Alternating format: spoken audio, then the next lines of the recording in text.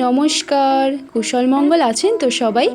The ফিশের ছোট্ট blogging জগতে পুরনো সদস্যদের জানাই আন্তরিক ধন্যবাদ ও নতুন সদস্যদের অনেক অনেক স্বাগত।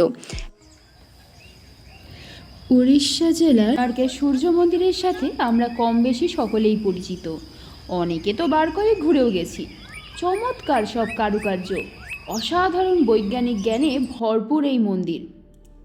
অন্তত বাইরে থেকে আমরা এটাই দেখি, তাই দেখেই আমরা বরাবরই মুগ্ধ হয়ে এসেছি। মন্দিরটির সাথে অনেক পৌরাণিক অলৌকিক কাহিনী জড়িয়ে আছে, কিন্তু এমন অনেক লৌকিক বা বাস্তবিক প্রশ্নও আছে যার উত্তর আজও পাওয়া যায়নি। হয়তোবা সেটা লোকচক্ষুর আড়ালেই হয়তো রাখা হয়েছে। ইংরেজরা 1903 সালে খোঁজ চালাতে গিয়ে এমন কিছু জিনিস দেখেছিল এই সূর্য মন্দিরে, যার জন্য এই 800 বছরের পুরনো মন্দিরটি তারা বালি ও মাটি দিয়ে চাপা দিয়ে দেওয়ার আদেশ দেওয়া হয়। ভারত সরকার 2022 সালে মন্দিরটির গর্ভগৃহ থেকে মাটি ও বালি সরানোর নির্দেশ দেয়, কিন্তু কোনো এক অজানা কারণে এই কাজ অসম্পূর্ণই থেকে যায়। মানুষের কাছে আর উন্মোচিত হয়নি এই সূর্য মন্দিরের গর্ভগৃহ। এছাড়াও অষ্টধাতু দিয়ে তৈরি সূর্য দেবতার মূর্তিটি, যেটি সূর্য মন্দিরের প্রধান মূর্তি, সেই মূর্তিটিও হাওয়ায় ভেসে থাকত। মাটির সাথে তার কোনো রকম যোগাযোগই ছিল না। এছাড়া আরও কিছু কথা জানা যায় যে মন্দিরটির চূড়ায় নাকি আছে 52 টনের একটা চুম্বক। এই সব কিছু তথ্য থেকেই জানা যায় যে এই মন্দিরের গর্ভগৃহে এমন কিছু রয়েছে বা এই মন্দিরের পিছনে এমন কিছু রহস্য আছে যা লোকচক্ষুর আড়ালে চিরন্তন কাল ধরে আড়ালেই থেকে গেছে। শোনা যায় মন্দিরটির চূড়ায় নাকি আছে 52 টনের একটা চুম্বক। এই সমস্ত তথ্য বড্ড বেশি মানুষকে সারা জীবন আকর্ষণ করে চলেছে, কিন্তু এখনও অবধি মানুষ সেই সমস্ত তথ্যের কোনো রকম সুরাহা করতে পারেনি। এমন কিছু রয়েছে গর্ভগৃহে যা লোকচক্ষুর আড়ালে রাখা রয়েছে।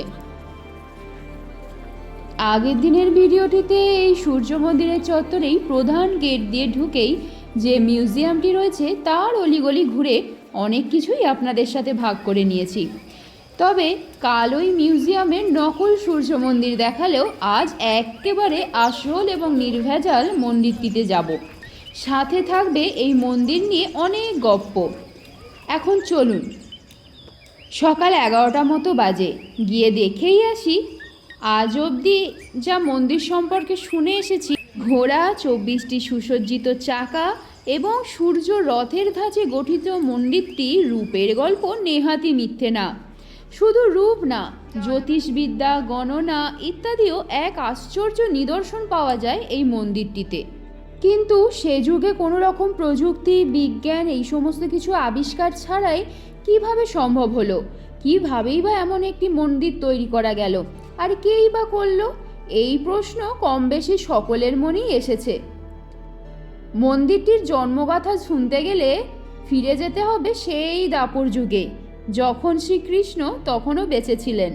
শ্রীকৃষ্ণপুত্র শাম্ব একটি অভিশাপ পেয়েছিল, সেখান থেকেই শুরু হয় এই মন্দির নির্মাণের গল্প। কৃষ্ণপুত্র হলেও তার ছিল অনেক অহংকার তার নিজস্ব সৌন্দর্যের ওপরে, যে কারণে শ্রীকৃষ্ণ নিজেই তাকে কুষ্ঠরোগের অভিশাপ দেয়। তারপরে অনেক কষ্ট সহ্য করে এক ঋষি না মুনির কাছে গিয়ে এর উপায় জানতে চাইলে তিনি বলেন তাকে সূর্যদেবের কঠোর তপস্যা করতে হবে, এটাই একমাত্র উপায়। এই শুনে শাম্ব চন্দ্রভাগা নদীর তীরে কঠোর তপস্যা শুরু করে। শেষমেশ তিনি সফলও হন। সূর্য দেবতা তার কুষ্ঠরোগ সারিয়ে দেন। সেই কারণেই কৃষ্ণপুত্র শাম্ব সেখানে এক সূর্য মন্দির স্থাপন করেন। কিন্তু বর্তমানের এই মন্দিরটি কি সেই মন্দির? না, মোটেও না। চতুর্থবার নির্মাণ করা হয়েছিল এই মন্দির, এবং চতুর্থবারের বার যে মন্দিরটি করা হয় সেটাই হচ্ছে বর্তমানের এই সূর্য মন্দির।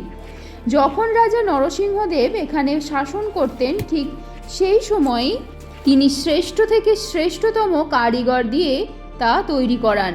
এই মন্দিরটির নির্মাণ কার্যে বালি পাথর ছাড়াও ব্যবহার করা হয় লোহার পাতের মতো কিছু একটা জিনিস, যা সে যুগের এক আদর্শ নিদর্শন।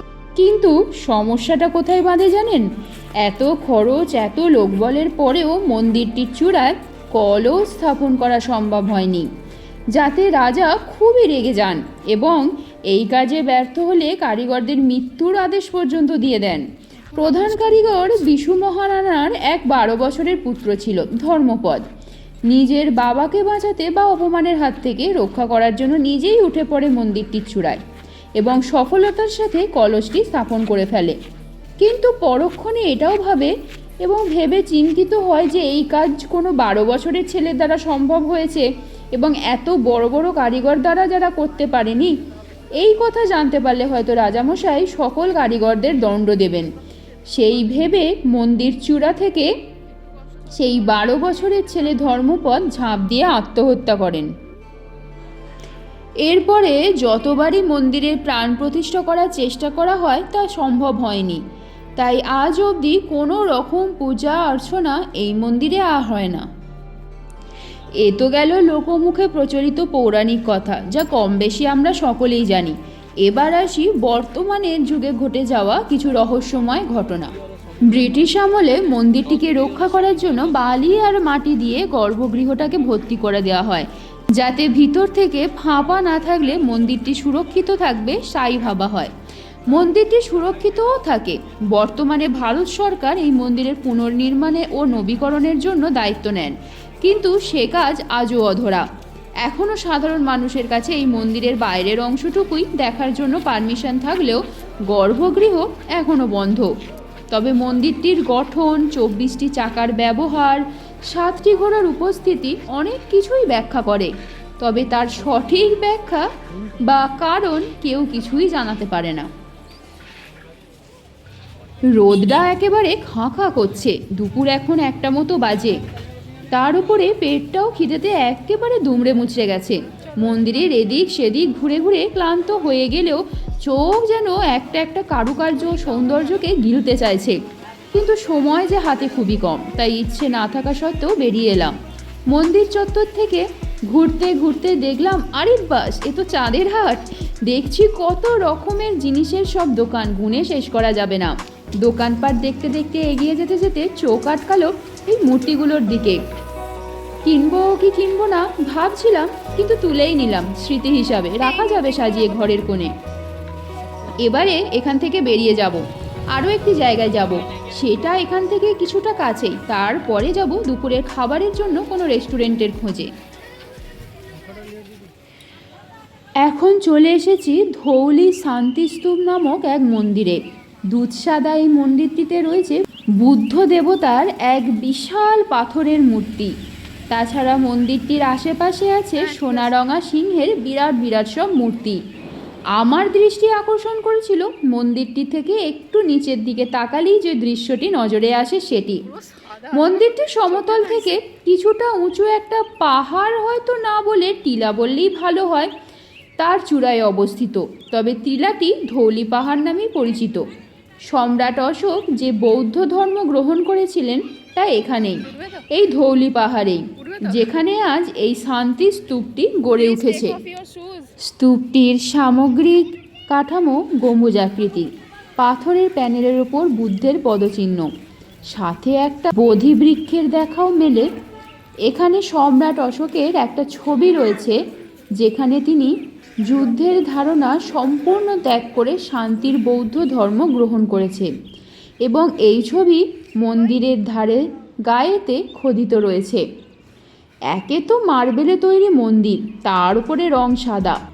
গনগনে সূর্যতাপে পায়ের চর্ম বিনা তেলেই বেশ ভাজা ভাজা হচ্ছে বুঝতে পেরেও রীতিমতো ঘোড়ার মতো লাফাতে লাফাতে কোনো ক্রমে মন্দিরটি ঘুরে দেখতে লাগলাম। তবে এক পলক মন্দিরটি থেকে বাইরে তাকাতেই সব ভুলে গেলাম। কি অপূর্ব সুন্দর দৃশ্য! বড় বড় সবুজ গাছ, পাশ দিয়ে বয়ে চলেছে একটা নদী, ছড়িয়ে ছিটিয়ে রয়েছে বাড়িঘর, সত্যি শান্তির জায়গা।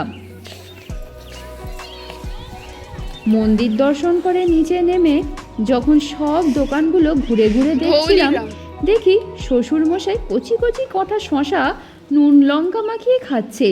এই অস্থানে এমন উপদেয় খাবার দেখে মুখে জল তো আসবেই। তা দেখে বাপি দেখলাম আমাকেও কিনে দিল নুন লঙ্কা মাখানো কচি শশা। তার যে কি স্বাদ মুখে বলা যায় না।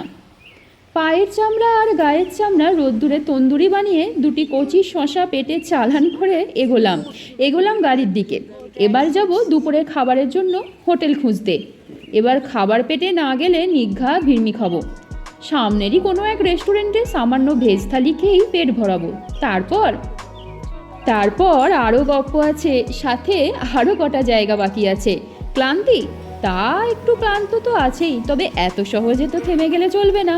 সেসব গপ্প পরের ভিডিওতে। আজ এই পর্যন্তই, পরের গপ্পটা পরের ভিডিওতে। আজ তাহলে আসি।